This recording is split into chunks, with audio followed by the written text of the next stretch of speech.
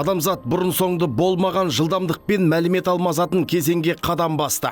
Бір ғана шертпе арқылы біз әлемнің кез келген нүктесіндегі ой мен оқиғаны көреміз. Алайда кейде осы бір қадам біздің көзқарасымызды түбегейлі өзгертіп, ұшқары ұстанымның жетегіне ертіп әкетуі де ғажап емес. Интернет ақ пен қарадан, жарық пен көлеңкеден тұратын кеңістік. Ол пайдалы білім мен ізгі насихаттың да, сондай-ақ радикалды және экстремистік идеялардың да алаңына айналып отыр.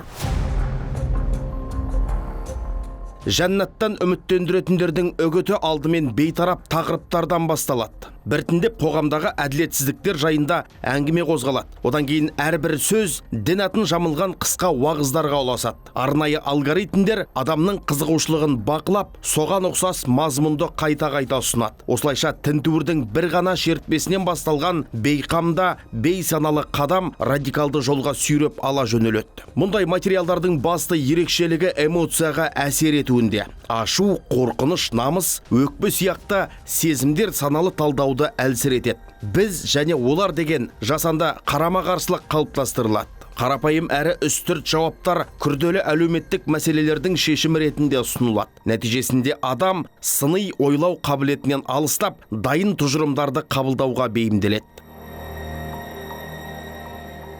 Дін атын жамылған экстремизм ерекше қауіпті. Себебі дін адам жүрегіне жақын, қасиетті ұғым.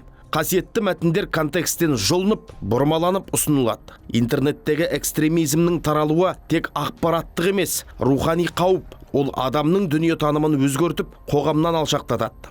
Мұндай келеңсіздіктің алдын алатын жол діни сауат ашу және дін туралы мәліметті кімнен, қайдан алу керектігін білу. Қазір елімізде дін істері басқармаларының және мешіттердің сайттары мен парақшалары жұмыс істеп тұр. Осы мекемелерде ресми қызмет атқаратын имамдар мен дін мамандарын танып білген жөн.